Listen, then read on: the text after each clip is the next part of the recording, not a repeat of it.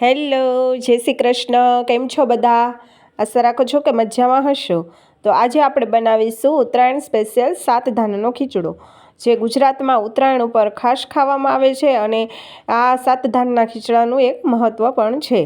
તો આજે આપણે ઇન્સ્ટન્ટ જલ્દી બની જાય ને એવો આપણે સાતધાનનો ખીચડો બનાવીશું. તો ચાલો રેસીપી શરૂ કરીએ. અને એના માટે મેં અહીંયા 7 ધાન લીધા છે. ચોખા અડધી વાટકી, બાજરો અડધી વાટકી, મગની દાળ અડધી વાટકી, જુવાર અડધી વાટકી, અહીંયા આખા ઘઉંની બદલે મેં ફાડા ઘઉં લીધા છે, અને અડધી વાટકી તુવેર, અને થોડાક આપણે ચણા લઈશું. અહીંયા મેં ચોખાનું પ્રમાણ વધારે રાખ્યું છે. તમને જે ધાન વધારે ભાવતું હોય એનું પ્રમાણ તમે વધારે ઓછું કરી શકો. હવે આપણે મિક્સર જારમાં બાજરી અને જુવારને આપણે થોડાક પીસી લઈશું, કારણ કે આપણે ઇન્સ્ટન્ટ ખીચડો બનાવી છીએ એટલે એ છે ને જલ્દીથી એકદમ પલળી જાય, અને આપણે જ્યારે ખીચડો મૂકીને ત્યારે કુકરમાં એકદમ સરસ તરત બફાઈ જાય. હવે આપણે બધા ધાનને આપણે પહેલાં પલાળી લઈશું.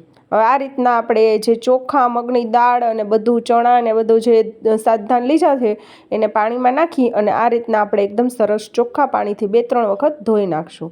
હવે આપણે જે ક્રશ કરીને આપણે જે જુવાર અને બાજરો રાખ્યું તો એ પણ આપણે એમાં નાખી દઈશું અને એકદમ સરસ રીતે પલાળી દઈશું, જેથી કરીને એમાં ઉફોતરી હોય તો જ્યારે પલળી જાય ને ત્યારે ઉપર આવી જાય અને આપણે ધોઈ અને એને ઉપરથી કાઢી નાખીએ. હવે આપણે એને ઢાંકી અને ખાલી તમારી પાસે 2 થી 3 કલાક હશે ને તો તમે આ ખીચડો બનાવી શકશો. એટલે આ 2 થી 3 કલાક માટે આપણે એને પલાળી દઈશું એમ. હવે 2 થી 3 કલાક થઈ ગઈ છે. તો હવે આપણે જોઈએ તો આપણે એકદમ સરસ ધાન બધા જ સરસ એકદમ પલળી ગયા છે. હવે આપણે આને 2-3 પાણીએ પહેલાં સરસ ધોઈ લઈશું અને ફરી પછી આપણે ખીચડો બનાવવા મૂકી દઈશું. તો તેના માટે અહીંયા મેં એક કુકરમાં 2 થી 3 ચમચી જેટલું તેલ લીધું છે, અને આપણે અડધી ચમચી જીરું અને થોડીક રાઈ નાખી અને વઘાર કરશું. તમારે જો ન કરવો હોય તો તમે સ્કીપ પણ કરી શકો, પણ આપણો ખીચડો એકદમ સરસ પલળેલો છે તો અહીંયા આપણે પહેલાં થોડુંક 2 ગ્લાસ જેટલું પાણી નાખશું, અને પછી જો ખીચડી તમારે ઢીલી જોતી હોય તો ઉપરથી તમે ફરીથી પાણી નાખી શકો. હવે સ્વાદ અનુસાર મીઠું નાખી બરાબર મિક્સ કરી, અને અહીંયા મારી પાસે વટાણા અને ચણા અવેલેબલ હતા લીલા, તો એ મેં નાખ્યા છે. એને તમે ન નાખો તો પણ ખીચડો આપણો એકદમ સરસ ટેસ્ટી બનશે.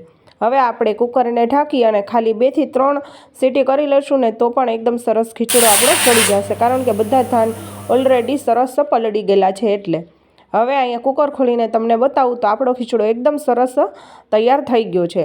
હવે જો અહીંયા તમારે થોડોક હજી ઢીલો જોતો હોય તો ઉપરથી થોડુંક ગરમ પાણી નાખી દેવાનું, એટલે આપણો ખીચડો સરસ તમારે જોઈએ એવો ઢીલો તૈયાર થઈ જશે. હવે આપણો ખીચડો એકદમ સરસ તૈયાર થઈ ગયો છે, તો આપણે બાઉલમાં સર્વ કરી લઈશું આ રીતના. હવે ઉપરથી આપણે સિંગ તેલ નાખશું.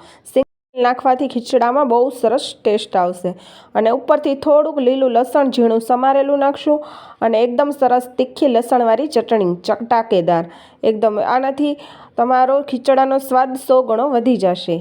તો તૈયાર છે આપણો ઉત્તરાયણ સ્પેશિયલ સાતધાનનો ખીચડો. જો તમે પણ ઉત્તરાયણમાં સાતધાનનો ખીચડો બનાવો છે અને ધાન બધા પલાળતા તમે ભૂલી ગયા છો, તો તમારી પાસે ખાલી 2 કલાક હોય તો તમે આ રીતનો ઇન્સ્ટન્ટ સાતધાનનો ખીચડો તમે બનાવી શકો છો. તમે પણ આ વખતે ઉત્તરાયણ પર મારી આ રીતે ઇન્સ્ટન્ટ સાતધાનનો ખીચડો એકવાર જરૂરથી ટ્રાય કરજો. જો તમને મારા રેસિપીના વિડીયો ગમતા હોય તો વિડીયોને ફેમિલી અને ફ્રેન્ડ સાથે શેર કરજો, અને વિડીયોને એક લાઇક અને ચેનલને સબસ્ક્રાઈબ જરૂરથી કરજો.